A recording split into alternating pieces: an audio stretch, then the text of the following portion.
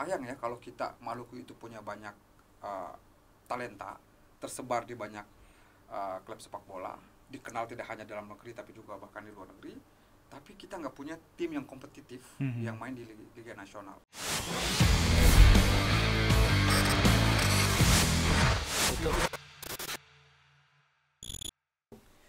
Sepak bola Indonesia memiliki talenta yang luar biasa dari barat sampai timur.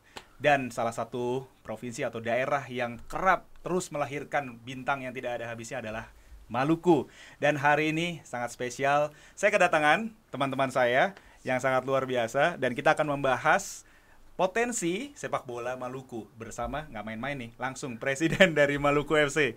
Apa kabar Bung Iksan? Baik, sehat Bung Dika. Dan ini striker ya Bung ya? Bung Iksan kemarin kalau itu striker. Iya kemarin ya kan? striker. Nah sekarang ini defendernya. Kaptennya Presiden, tetapi hari ini ditemani oleh sang kapten. Apa kabar?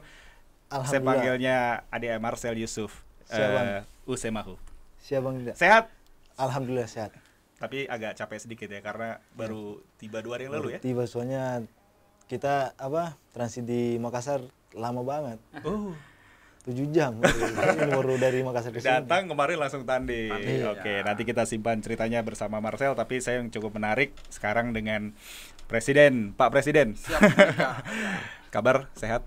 Ya alhamdulillah sehat, happy ya karena tim sudah ada di Jakarta dan kita kemarin sudah uji coba dengan Batavia FC. Hasilnya juga ya buat kami cukup memuaskan. Jadi senang lah kita.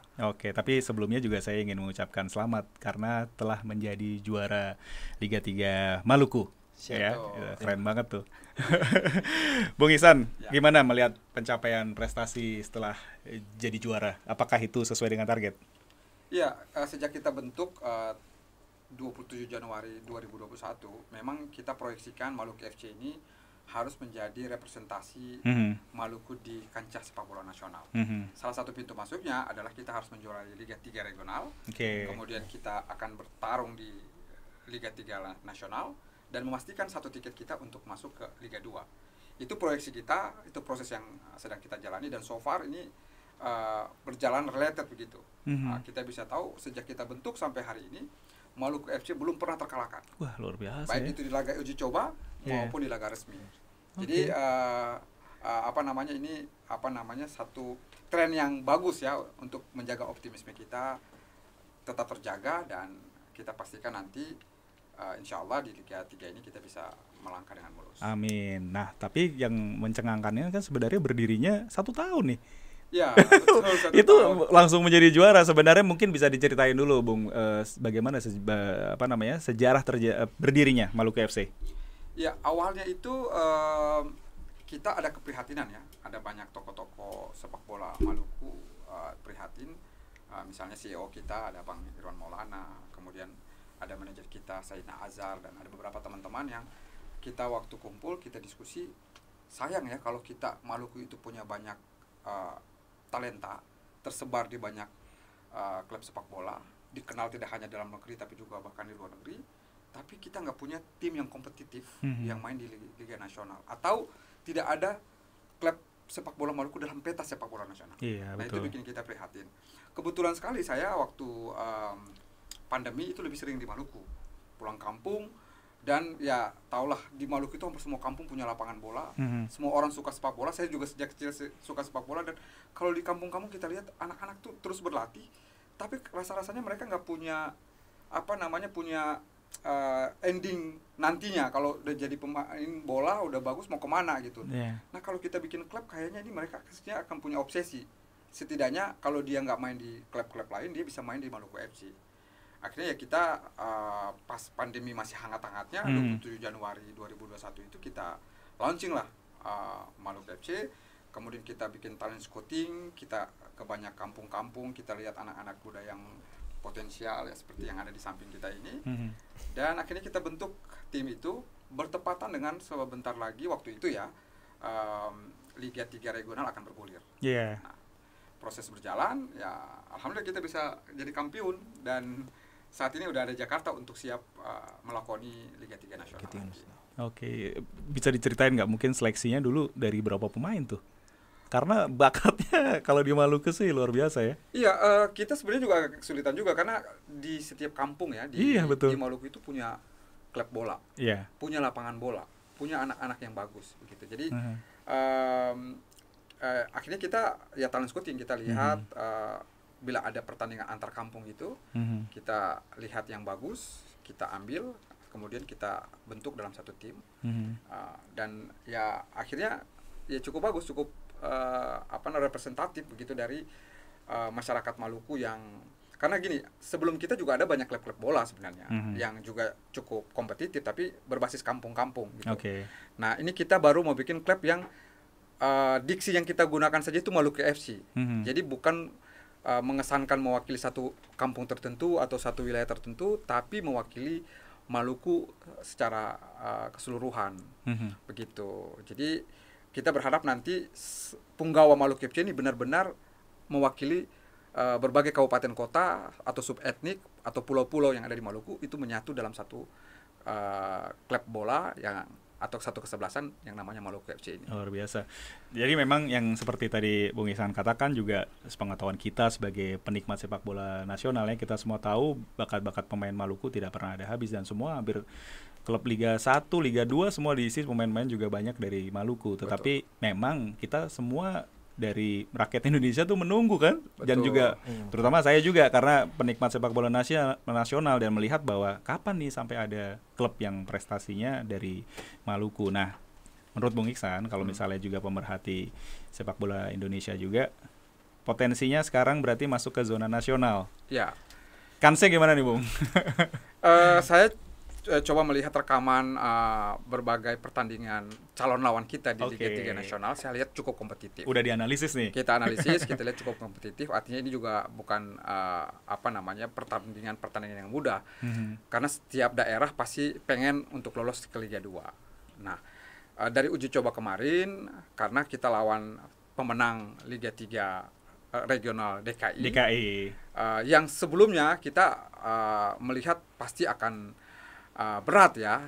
Rupanya dengan kondisi teman-teman yang masih capek kita bisa mengimbangi. Nah itu sebenarnya memberikan pesan kepada kita official bahwa kita cukup kompetitif nantinya. Artinya melawan tim pemenang di DKI yang notabene kemarin tuan rumah, kemudian mereka jauh lebih bugar karena jauh lebih siap. Teman-teman yang baru datang transit tadi 7 jam di Makassar tapi belum banyak istirahat, bisa mengimbangi. Itu jadi pesan buat kita juga bahwa kita akan bakal kompetitif nih, dan saya optimis lah kalau untuk mendapat 1 dari 8 tiket di Liga 2 insya Allah Maluku FC bisa lah. Nah sekarang mau tanya nih ke Marcel nih. Siap. Gimana kemarin rasanya akhirnya juga bisa mewakili ya dari sisi daerah sendiri kompetisi nasional meskipun dari Liga 3, tetapi ini kan suatu perjalanan yang mengasihkan harusnya gitu ya, sampai akhirnya bisa ke Liga Nasional. Kira-kira seperti apa? Nggak apa-apa, Bung, ada sound system di situ. Kalau untuk perjalanan tim sampai ke tingkat nasional sih, ya alhamdulillah sangat baik. Sangat baik. Karena untuk segi persiapan kita memang cukup lama sih, tapi dengan semangat para pemain, alhamdulillah kita bisa lolos sampai ke tingkat nasional. Tapi keras sekali perjalanannya lawan-lawan di sana? Di Ambon memang sangat keras sekali. Karena semuanya punya target juga. Bukan kita Maluku sendiri. Semua tim yang ikut serta dalam turnamen di Ambon tuh punya target sekali. Dan permainan kemarin tuh sangat keras di Ambon. Marcel sendiri punya pengalaman dari usia dini, memang SSB atau sampai akhirnya juga sudah bergabung di klub sebelumnya? Kalau untuk dari kecil sih memang udah tahun bola, karena kita di kampung itu kan lapangan memang kurang memadai. Jadi kita main bolanya cuma di pantai aja. Wah, aduh seru ya malah ya. Soalnya karena di kampung saya kan kurang lapangannya kan belum rumput, jadi masih tanah merah. Jadi kita timba imbunya di sebelah di Tulehu. Jadi Marcel ini kampungnya bertentangan sama Tulehu. Betul-betul sebelahan ya. Iya, namanya Kampung Tengah-Tengah. Nah, Kampung Tengah-Tengah itu tempat saya syuting, kita syuting Cahaya Timur di situ juga ya. Itu nggak ada lapangan bola. Nggak ada. Ada memang lapangan tapi tanah liat. Nah, akhirnya teman-teman di tengah-tengah di kampungnya Marcel itu mainnya di pantai. Jadi kalau laut surut itu kan ada banyak pasir putih tuh. Mereka main di situ. Jadi nunggu laut surut dulu baru main bola. Gitu. Ya kan kalau tanggung juga kan kalau di kampung kalau nggak latihan bola kan. Jadi saya ambil alternatif pindah aja ke Tuleu biar latihan di Tuleu. Latihan di Tuleu biar ilmunya bisa naik lagi. Oke. Kembali lagi ke Bung Ihsan. Kita tahu potensi-potensi dari pemain-pemain Maluku, dan juga sekarang juga ya kita berharap Maluku FC bisa melangkah lebih jauh lagi. Yang membedakannya juga sama klub-klub yang sebelumnya mungkin mau mencoba nih berkiprah ya maksudnya dari klub dari Ambon. Apa bedanya nih Maluku FC nih, Bung? Sampai sekarang bisa akhirnya masuk ke zona nasional. Memang sebelumnya juga ada beberapa klub yang mencoba masuk di Liga 3 juga ya sebelumnya. Bedanya kita adalah pertama, kita memang membangun tim ini dengan diksi Maluku FC. Sebenarnya kita ingin menjadi sebuah klub bola yang merepresentasikan Maluku. Bukan mewakili satu region, satu daerah, atau satu desa, atau negeri tertentu. Tapi merepresentasikan Maluku, makanya namanya Maluku Football Club, Maluku FC. Jadi memang sejak awal ini udah diproyeksikan untuk representasi Maluku. Yang kedua, sejauh pengetahuan saya, ini baru ada klub yang mau dikelola dengan lebih profesional. Sebelumnya karena berbasis region atau berbasis kampung, rata-rata rekrutmennya orang kampung di situ, ikatan dengan klub juga hanya berdasarkan ikatan emosional begitu. Tapi Maluku FC tidak. Kita kontrak. Jadi layaknya tim yang dikelola secara profesional. Semua pemain itu kita kontrak sehingga mereka terikat secara profesional. Kemudian kita punya sistem fundraising juga yang bagus. Kita jual juga berbagai merchandise kita, jersey yang bisa yang kita pakai hari ini bagian daripada cara kita untuk mengelola klub ini dengan profesional, dengan fundraising yang bagus, dengan sponsorship yang kuat. Kita akan punya kekuatan finance yang juga cukup memadai untuk memastikan langkah kita dari satu tahap ke tahap berikutnya. Jadi itu yang membedakan kita tentu dengan banyak klub yang lain. Terus kemudian memang kita memproyeksikan Maluku FC ini juga bisa menjadi semacam satu instrumen untuk memperkuat kohesi sosial. Karena kita tahu Maluku segregatif ya. Ada banyak pulau yang tadi saya bilang subetnik, budaya-budaya kecil yang kadang-kadang mau saling menegasikan, saling ingin menonjol, dan terjadi rivalitas yang kadang-kadang kontraproduktif. Nah, sementara kita butuh budaya besar di mana semua orang Maluku merasa bahwa itu punya dia. Nah, sepak bola dan Maluku FC kita anggap bisa menjadi semacam instrumen untuk dia mau dari Maluku Barat Daya kah, dia dari Pulau Seram kah, dia dari Kepulauan Aru kah, dia dari Maluku Tenggara kah, dia dari Pulau Ambon kah, dia dari Pulau Buru kah, dia tahu bahwa Maluku FC itu adalah punya kita semua. Jadi Maluku FC ini bisa menjadi semacam instrumen untuk menjadi dignity kebanggaan orang Maluku, dan orang Maluku merasa bahwa itu adalah milik orang Maluku begitu. Jadi kembali dulu balik dulu sejarah PSSI sepak bola yang akhirnya dari dulu juga ingin mempersatukan bangsa Indonesia, juga akhirnya dipakai di Ambon ya, untuk sepak bola itu menjadi pemersatu semua ya. Betul, dan dalam prototipe Maluku tadi yang saya ilustrasikan itu sebenarnya bisa ditarik dalam konteks nasional. Kita Indonesia multicultural, ada berbagai suku, berbagai pulau, berbagai latar belakang, tapi kita bisa lihat kalau tim nasional main, level nasionalisme itu jadi tiba-tiba naik makin ke atas. Karena kita melihat itu yang main itu bukan hanya sekedar 11 orang di lapangan, tapi Indonesia. Dan apalagi kita lihat different color ya, betul kelihatan ada pemain dari Maluku, ada pemain dari Papua, ada mungkin dari Bali, dari Sumatera. Mereka bekerja sama, berjibaku dan untuk mengharumkan nama bangsa. Artinya dalam konteks yang tadi saya bilang Maluku itu kita bisa tarik ke nasional juga sama. Artinya apa, sepak bola ini potensi sosial. Yang jangan dianggap sepele begitu. Betul. Bahkan kebanggaan satu bangsa atau level satu bangsa itu bisa terlihat dari bagaimana majunya sepak bola di negara itu. Dan dalam konteks tertentu juga sepak bola ini juga memberikan kontribusi yang besar juga, misalnya bukan tourism, terus kreatif industri. Kita bisa lihat banyak merchandise yang bisa dibikin, dijual. Terjadi pertandingan home away gitu, ada orang datang berpindah dari satu kota ke kota lain. Industri kreatifnya juga ikut maju, kulinernya juga, hotel, penginapan. Jadi sebenarnya sepak bola ini satu industri yang kalau mau dilihat sangat potensial, dan mestinya negara, pemangku kebijakan, dan semua stakeholder bisa mau sama-sama untuk membangun sepak bola kita mulai dari daerah. Karena kalau sepak bola daerah maju akan berkontribusi pada kemajuan sepak bola nasional kita. Luar biasa nih visi misinya Pak Presiden. Ngeri. Tapi memang harus ada maksudnya ya kita semua ya, maksudnya penikmat sepak bola nasional, pemain, stakeholder sepak bola Indonesia memang harus punya sebuah perencanaan khusus. Nah, kemarin juga di JIS ada friendly match lawan Batavia. Marcel dan teman-teman merasakan stadion latihan JIS gitu ya. Tapi mau tanya dulu ke Bung Iksan. Football for Peace, itu kan tajuknya ya? Iya, tajuk kita. Apa tuh sebenarnya yang mau keluarkan message-nya? Message-nya, ya pertama sepak bola itu kan tidak hanya sekedar olahraga sebenarnya. Iya. Karena sepak bola itu juga merepresentasikan persamaan, egaliter. Kita bisa melihat kamu warna kulit apapun, dari latar belakang manapun, punya agama apapun, ketika kamu di lapangan kita sama. Tidak ada rasisme di sepak bola. Yang itu kita inginkan bersama. Betul. Di sepak bola ada persaudaraan. Iya. Ya kan? Di sepak bola juga ada persatuan. Ya kayak kita sebut tadi, orang berbagai tempat bisa menyatu. Iya. Jadi sepak bola itu membawa banyak nilai-nilai positif. Nah, salah satunya juga untuk perdamaian. Karena sepak bola itu sebenarnya dia mensivilisasikan kita. Maksudnya dalam artian orang bisa saja misalnya berkonflik zaman dulu berperang. Sekarang itu bisa dialihkan dalam konteks sepak bola, pertarungan secara damai dan fair play. Nah, akhirnya kita berpikir kenapa sepak bola ini kita jadikan juga sebagai ajang tidak hanya olahraga, tapi juga untuk menelorkan nilai-nilai yang universal, yang dalam artian persaudaraan, persahabatan, persatuan, dan yang paling penting adalah perdamaian. Makanya kita kemarin bikin Football for Peace. Nah, Football for Peace yang kita bikin kemarin itu monumental, Bung Dika. Kenapa monumental? Karena kita bikin bertepatan dengan 23 tahun konflik Maluku. Jadi tanggal 19 kemarin itu momentumnya pas ya? Pas ya, 23 tahun yang lalu itu terjadi konflik di Maluku. Betul. Yang korbannya itu dari berbagai data itu di atas 8.000 orang. Angka yang besar. Dan kita mau itu menjadi momentum setiap tahun ya, bila perlu ini jadi tradisi setiap tanggal 19 setiap tahunnya bangsa ini bisa menjadikan sebagai hari refleksi. Betul. Untuk apa? Untuk belajar dari Maluku. Iya. Belajar apa? Belajar bahwa konflik itu tidak membawa keuntungan bagi siapapun. Betul. Semua korban itu sia-sia. Iya.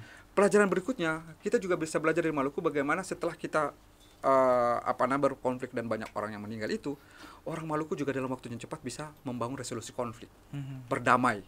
Ini satu pelajaran, artinya ada dua pelajaran di situ. Pelajaran bagaimana kita belajar bahwa konflik itu tidak membawa keuntungan, tapi kita juga belajar bagaimana orang Maluku bisa cepat move on dan came on. Ini pelajaran penting yang saya kira kita usung dalam Football for Peace kemarin. Nah, Football for Peace kemarin itu kita sengaja pakai baju hitam. Ya, tim dari Maluku, para public figure itu melawan public figure dari Jakarta pakai baju putih. Ya, baju putih itu kan juga simbol perdamaian. Hitam itu simbol turut berbelasungkawa. Nah, itu kita jadikan sebagai satu momentum kemarin sebelum pertandingan Maluku FC sebagai pemenang Liga 3 Maluku melawan Batavia FC sebagai pemenang Liga 3 DKI Jakarta. Jadi kemarin itu kita bikin Football for Peace itu dalam rangka itu. Dan itu bukan mau mengingat satu hal yang buruk ya. Kita tidak mengajak orang untuk mengingat hal-hal yang buruk yang pernah terjadi, membuka luka lama, tidak. Tapi kita ingin agar bangsa ini terus belajar sehingga tidak jatuh pada lubang yang sama. Wah, luar biasa. Di sini diperlukan semangat positive thinking lah untuk semuanya bisa terus maju kan, bukan mengingat dan yang lain-lainnya. Betul, gitu ya. Bung Dika. Keren. Nah, Marcel, kemarin lihat JIS, apakah yang pertama apa sebelumnya udah pernah lihat JIS? Baru yang pertama sih. Ya? Gimana komentarnya? Stadion mantap juga sih. Stadion mantap ya? Soalnya kemarin memang udah pernah main sih di rumput kayak gitu. Oh iya. Tapi alhamdulillah dengan begitu lama sih. Dari 2017 baru nginjak rumput kayak gitu juga. Soalnya di Ambon nggak ada rumput kayak gitu. Tapi nanti sewaktu-waktu bisa pindah masuk ke dalam. Tapi nanti mungkin Pak Presiden punya kejutan yang lain, mungkin main di stadion yang lebih mewah lagi nantinya kan? Kita rencana dalam waktu dekat ini akan mencoba GBK. Nah, ya, waduh itu jangan sampai ini nanti terlalu grogi. Aman ya. Oke. Kita tahu masih ada beberapa langkah lagi di zona nasional, tapi tidak menutup kemungkinan kita akan melihat Maluku FC akhirnya promosi ke Liga 2 ya. Tapi untuk Dari sisi target Marcel sendiri apa sebenarnya dari awal?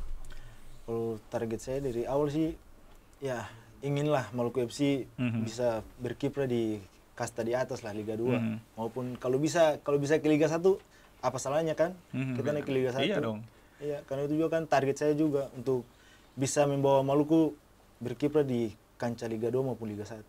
Itu sih harapan saya. Itu bagus sekali ya. Kalau kaptennya udah ngomong begini, yang presidennya optimis, saya yakin ini kita bisa mencapai pencapaian yang memuaskan. Memuaskan. Oke, kita pasti akan menunggu semua gebrakannya. Kembali lagi ke Bung Iksan. Nah, kan mungkin pemirsa Kurasi TV udah kaget-kaget, tapi mungkin juga banyak juga yang udah emang pinter nih kan gitu. Udah banyak sekali, banyak tampil di TV juga kan. Bung Iksan dikenal sebagai pemuda Maluku yang ya berprestasi lah ya. Kalau kita lihat juga menjadi finalis kalau nggak salah The Next Leaders. Ya kan, di salah satu media TV waktu itu. Nah, juga terlibat juga dalam film yang momen sangat luar biasa, Cahaya dari Timur gitu ya. Dan bagaimana Bung Iksan melihat Maluku secara keseluruhan? Iya, Maluku kan kondisinya masih harus, kalau jujur ya, kita masih memprihatinkan. Kita masih urutan keempat daerah paling miskin. Jumlah pengangguran kita juga tinggi. Angka kematian ibu dan bayi juga tinggi. Angka putus sekolah itu juga masih sangat tinggi. Gizi buruk juga demikian. Jadi ada banyak variabel-variabel yang atau indikator-indikator yang memperlihatkan bahwa kita masih tertinggal. Nah, tentu kita tidak bisa tinggal diam. Semua komponen orang Maluku tentunya harus mengambil inisiatif untuk mendorong agar Maluku makin hari makin maju. Nah, saya sendiri sudah mencoba berbagai upaya beberapa tahun lalu dengan almarhum Glenn Fredly sama Angga Sasongko, kita ada di tim produser untuk bikin satu film bagaimana menceritakan satu kisah nyata tim sepak bola Maluku dalam kondisi konflik belum selesai, berbagai latar belakang agama, kemudian disatukan dan akhirnya menang melawan Jakarta di Jalak Harupat waktu Piala Medco 2006. Artinya itu sebenarnya juga menunjukkan bahwa sepak bola itu juga bisa menjadi satu kekuatan untuk mengangkat Maluku dalam banyak konteks. Nah, makanya saya bilang tadi, saya setuju tadi Bung Dika bilang bahwa kondisi kita yang masih belum menguntungkan itu tentu harus banyak kontribusi. Nah, salah satunya kenapa lewat film, karena film itu bisa menjadi satu cara untuk membangun citra baru Maluku. Nah, dari film itu saya ngelihat kok sepak bola juga penting. Makanya sekarang belakangan jadi ngerasa kenapa kita nggak mencoba dari sepak bola juga. Sementara di satu sisi kita punya potensi, sepak bola juga bisa menjadi instrumen bagi memperkuat kohesi sosial dan meningkatkan dignity orang Maluku. Kenapa ini kita tidak coba begitu? Jadi akhirnya sekarang saya ikut terlibat di sepak bola dengan harapan bahwa ya seperti kita sudah ngomong sebelumnya, sepak bola ini bisa menjadi kebanggaan bersama dan orang Maluku bisa merasa bahwa di banyak ketertinggalan yang tadi kita sebutkan ada hal-hal positif yang kita bisa buat. Ada hal-hal positif yang bisa kita capai. Salah satunya lewat sepak bola. Jadi kalau orang bilang kita masih termiskin, orang bisa bilang kita banyak indikator ketertinggalan, tapi kalau sepak bola kita maju, kita bisa belajar dari negara-negara yang walaupun tertinggal, tapi sepak bolanya maju, negaranya itu juga ikut otomatis terangkat. Otomatis ikut terangkat. Kita bisa lihat misalkan Brasil, bukan negara yang begitu maju, tapi karena sepak bolanya maju, Brasil itu ada dalam banyak ingatan kolektif kita. Anak-anak kecil di bawah mana pun kalau bilang pemain Brasil atau bilang negara Brasil, mereka tahu. Padahal Brasil bukan negara besar, bukan juga negara kaya, tapi mereka mampu bangkit lewat sepak bola. Argentina juga begitu. Ada banyak negara-negara di Afrika juga begitu. Ya, jadi saya kira dalam konteks itu, kenapa Maluku tidak mencoba sepak bola sebagai salah satu instrumen untuk mengangkat semangat, mengangkat kemauan dan keinginan, sehingga ketika sepak bola maju dia ikut menarik sektor-sektor lain untuk bergerak maju dan Maluku bisa sejajar dengan banyak daerah di Indonesia. Betul sekali, karena tuntutan akhirnya mendapatkan prestasi, yang lainnya juga ya udahlah bangunin stadion lah mungkin Pak. Betul. Pemerintah daerah akhirnya mengatakan seperti itu kan. Ini Bung Dika ngomong benar. Ada orang bilang begini, kita kan nggak punya stadion yang bagus. Betul. Saya bilang begini, kita punya dua pilihan, merengek di media berdemo atau bikin tim sepak bola bagus berprestasi, dan itu akan menjadi kritik yang bagus, masukan yang bagus buat pemangku kebijakan, dan akhirnya ada satu stadion bagus bertaraf internasional yang nantinya akan dibangun di Maluku. Nah, semoga gitu. tuh. Ya kan? Marcel, ceritain dong, mungkin bisa ada pengalaman yang nggak terlupakan nggak sih dari sepak bola dan kamu nih, dari kecil sampai sekarang gitu, mungkin selain tadi latihan harus nunggu air surut dulu gitu ya. ada cerita apa nih? Kalau cara mengenai pengalaman sih sebenarnya nggak ada juga. Oh. Ya, pengalaman misalnya sepatu susah. Oh, iya. Atau kan itu banyak pernah. Itu kan. Atau itu sepatunya bolong mau main tapi nggak bisa. Waktu C15. Okay. Itu kita waktu itu pada saat saya gabung sama tim dari Tulehu. Itu namanya Tulehu Putra. Tulehu Putra. Ya susah juga sih waktu dulu kan, karena apa? Ibu kan cuma ini jual ikan. Jadi untuk beli sepatu bola sangat susah sekali. Yeah. Waktu itu saya latihan di Tulehu pakai sepatu kets, sepatu jogging. Oh, jadi belum punya sepatu bola, belum. Yang nggak punya tungku itu ya, belum. punya. Iya. Akhirnya dengan usaha yang kerja keras, alhamdulillah walaupun KW tapi adalah. Iya, betul ya. Walaupun dari awal kan. Iya, iya. Ya perjalanan itu ya alhamdulillah bisa beli yang kualitas. Yang lebih bagus ya. Iya. Tapi bukannya nanti pakai sepatu kets itu Licin, kepleset gitu ya? Betul. Akhirnya juga ditegur sama pelatih, kenapa nggak pakai sepatu bola? Saya mau ke pelatih, ya untuk sekarang sih memang belum bisa, karena untuk masalah keuangan memang belum mencapai lah. Iya. Tapi jadi pelatih ngomong ya udah pelan-pelan aja, pasti bisa lah. Iya, tapi memang di sana sepak bola luar biasa ya, karena Luar biasa sekali. saya punya kesempatan datang ke sana, ke Tulehu. Pas itu momennya waktu itu 2018 Piala Dunia, berarti itu bendera semua negara-negara Jerman, Belanda, pohon di mana-mana gitu ya. Semua bendera itu luar potensi, semua ada. itu potensi bahwa pendukung sepak bola Maluku itu militan. Betul. Cuman nggak tahu mau dukung siapa, nunggu negara lain. Iya. Otomatis kalau ada klub Maluku, saya yakin semua akan mendukung Maluku FC. Begitu. Tapi Bung Dika, menarik dari cerita Marcel tadi ya. Itu cerita banyak anak Maluku. Iya, betul. Bagaimana Setuju. mereka dengan keterbatasan itu. Iya. Nah, itu sebenarnya salah satu hal yang memicu kita bikin Maluku FC. Sehingga anak-anak ini punya cita-cita masuk di klub kebanggaan. Mereka juga punya kesempatan untuk, kan ini kalau Maluku FC ini terus eksis, kan kita akan ada puluhan anak-anak yang kita rekrut menjadi punggawa. Otomatis lapangan pekerjaan. Itu di tim utama. Belum lagi nanti misalnya kalau kita ada punya tim second line ya, atau tim B, ada puluhan lagi. Itu kalau mereka dikontrak, mereka juga punya lapangan pekerjaan. Kemudian nanti juga ada tim junior. Jadi saya ngebayangin kalau nanti Maluku FC ini maju, kita akan punya tim senior, anak-anak tentu lebih mapan, ada tim junior, kemudian kita punya kelompok usia dini, bahkan satu waktu kita bisa bikin akademi football. Mungkin kerjasama dengan Bung Dika misalnya. Moga-moga ya. Iya. Dan kalau itu terjadi kan ada semacam ekosistem sepak bola yang hidup. Iya. Jadi kalau sementara ini nanti bisa Marcel cerita, orang jago main bola, tapi kalau nggak punya way out ya, nggak punya ujung dari latihan sepak bola karena jatuhnya jadi tukang ojek misalnya, dia mau ngapain gitu. Akhirnya jadi dia latihan juga biasa-biasa aja karena pas ada waktu senggang, walaupun dia sebenarnya punya skill dan punya bakat yang luar biasa. Tapi kalau ada tim tempat dia akan berlabuh nanti ada, dan dia punya obsesi untuk masuk ke sana karena memang itu tersedia, dia akan latihan sungguh-sungguh. Iya, betul. Gitu. Betul. Kira-kira begitu, betul ya? Betul. Iya. Nah, Marcel, siapa pemain favorit sebelumnya dari Ambon? Kalau untuk pemain favorit saya dari Ambon. Iya, dari dulu. Dari Maluku, dari nasional. Dari nasional. Kalau internasional. Kalau untuk pemain idola saya sih sebenarnya Daniel Alves. Oke, kalau Indonesia? Kalau Indonesia sih jatuhnya di Bang Hamka. Oh, karena semua posisi sama. Daniel Alves sama Hamka kan posisinya dia. Iya. Di posisinya.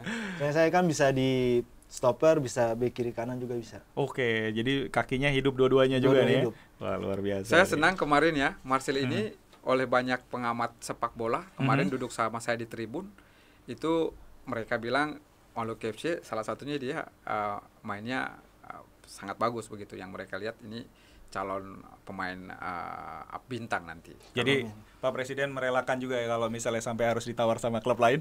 Saya sebenarnya saya tadi di mobil cerita saya merelakan dia, tapi dia masih merasa begini, saya masih mau di Maluku FC dulu untuk bangkitkan Maluku. Saya jadi terharu juga begitu kan. Artinya ada anak-anak Maluku yang idealis, dan sebenarnya ini bukan hanya Marcel ya. Beberapa teman-teman Maluku yang main di Liga 1 maupun Liga 2, mereka juga ngomong, kalau Maluku FC itu lolos di Liga 2 atau Liga 1, kami mau kembali ke Maluku, bela Maluku FC, walaupun misalnya dibayar lebih murah ketimbang dibayar sama klub-klub lain begitu. Jadi ada idealisme itu, kita juga makin semangat begitu. Dan juga keuntungan kalau mereka main buat Maluku FC di Liga 1 atau Liga 2 nantinya ya, insyaallah. Itu kan mereka bisa tinggal di kampung. Home away-nya kan mainnya home-nya di kampungnya sendiri, keluarganya nonton semua, bisa pulang lihat orang tua, bisa pulang lihat keluarga, malamnya nginap di kampung. Gitu. Jadi jauh lebih seru ketimbang misalnya taruhlah mereka harus main di daerah lain jauh, ya kan supporternya ya memang orang daerah itu, tapi nggak ada hubungan langsung sama mereka. Beda lagi kalau dia main terus ada tantenya dia, adiknya dia, ponakannya dia, orang-orang sekampung dia, keluarga besar dia, itu kan pasti jauh lebih semangat ya. Iya. Nah, itu yang perasaan itu yang mau coba dirasakan ya Marcel ya.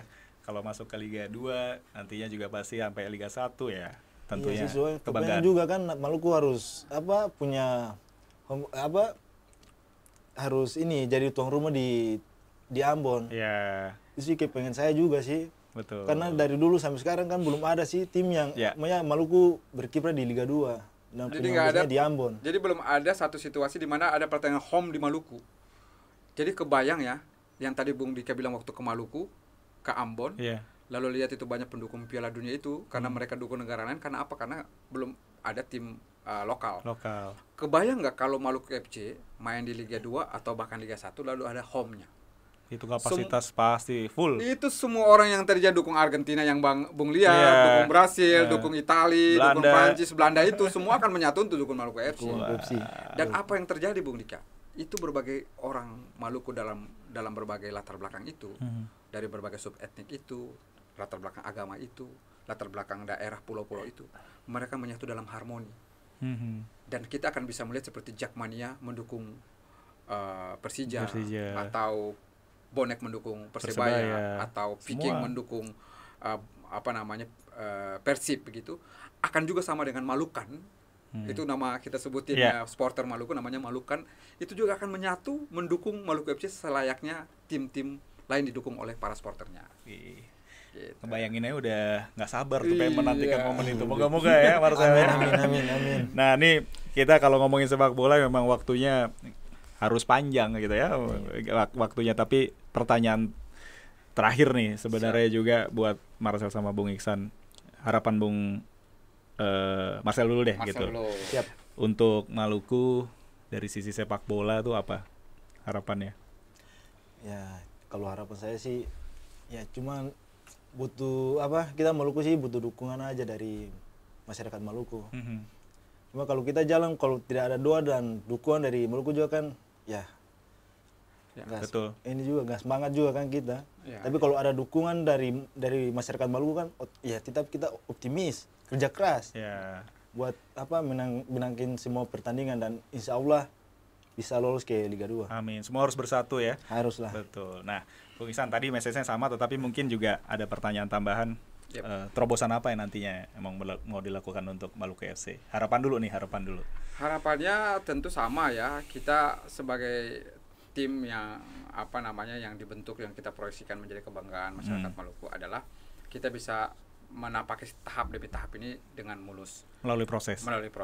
Artinya kita sudah melalui satu tahapan penting, yaitu lolos di Liga 3 Nasional setelah menang di Liga 3 Regional. Ini waktunya kita untuk lolos ke fase berikutnya, yaitu bisa bermain dengan baik, memenangkan setiap pertandingan yang akan kita lakoni, dan kemudian kita bisa mendapat 1 tiket dari 8 tiket yang diperebutkan untuk masuk ke Liga 2. Itu tentu harapan kita semua. Saya setuju dengan Marcel, dukungan publik itu penting. Doa dari masyarakat Maluku, membeli merchandise kita, itu juga bagian dari cara mereka untuk mendukung kita. Karena dengan begitu tim punya pemasukan, dan pemasukan itu akan kita kelola juga untuk memajukan tim ini. Begitu. Lalu terobosan apa yang akan kita bikin? tentu kita sekarang lagi bersiap, ada beberapa pemain tambahan yang kita datangkan juga untuk memperkuat tim kita, biar makin kuat, makin solid. Kita juga datang jauh-jauh hari ke Jakarta ini biar teman-teman bisa adaptasi dengan lapangan, dengan iklim, dengan punya lawan tanding uji coba yang juga bisa memastikan kita untuk mengukur sejauh mana performa teman-teman dari hari ke hari. Nah itu sementara, dan tentunya kita siap untuk melakukan putaran nasional Liga 3, dan ya seperti kemarin kita bisa menahan imbang Batavia FC, kita yakin bahwa tim-tim lain juga bisa kita hadapi dengan dengan percaya diri. Ya, gitu. Optimis ya semuanya. Optimis sekali. Luar biasa nih. Terima kasih Pak Presiden, Bung Iksan. Kita yang terima kasih. Sama-sama. Bung Dika mau mengajak kita di podcast. Saya kemarin kita lihat-lihat ya di YouTube. Wah, ini bisa jadi satu podcast yang akan makin hits nih. Karena sepak bola itu olahraga yang paling dicintai, dan orang butuh banyak channel untuk bisa mendengar, melihat bagaimana perspektif-perspektif baru atau perkembangan-perkembangan terkini terkait dengan sepak bola. Dan di podcast ini kita lihat punya potensi untuk itu. Kemarin orang mau tahu misalnya Kurniawan Dwilianto bisa jadi asisten pelatih di Como di Italia, taunya dari sini begitu. Bahkan di channel inilah itu pertama kali dipublikasi begitu. Jadi dengan networking Bung Dika yang luar biasa, saya yakin nanti akan banyak lagi tokoh-tokoh sepak bola, orang-orang yang konsen pada perkembangan dan kemajuan sepak bola akan ada dan duduk di sini nih. Amin. Gitu. Moga-moga kita saling bisa membantu, ya kan? Makasih. Saya ucapkan dan juga salam buat teman-teman dari Maluku FC, Marcel, semangat terus bertanding ya. Siap. Moga-moga ada live streamingnya nantinya, dan lawannya juga kan kita belum tahu ya, undian betul ya, belum sampai detik ini belum tahu ya. Nah, moga-moga nanti kita akan pantau juga kan. Jadi semuanya moga-moga bisa mendapatkan hasil yang maksimal juga. Amin. Sekali lagi terima kasih untuk kedatangannya. Sama-sama. Sehat-sehat, optimis, dan mendapatkan hasil yang luar biasa semoga. Amin. Ya. Terima kasih. Salam olahraga. Salam sepak bola. Salam sepak bola. Sepak bola tidak hanya sekadar olahraga. Sepak bola adalah instrumen untuk mempersatukan anak bangsa. Berbagai perbedaan, multikultur bisa dipersatukan lewat sepak bola. Sepak bola bisa menjadi instrumen kohesi sosial, memperkuat ikatan sosial di masyarakat. Ini kemudian penting bagi kita semua, pemangku kebijakan, para stakeholder, untuk memberikan perhatian yang penting, perhatian yang serius bagi perkembangan sepak bola. Sepak bola bisa dibangkitkan lewat daerah-daerah. Majunya sepak bola daerah akan memberikan kontribusi bagi makin majunya persepak bolaan nasional. Persepak bolaan nasional maju akan menjadi dignity dan kebanggaan kita sebagai sebuah bangsa. Salam olahraga, salam sepak bola.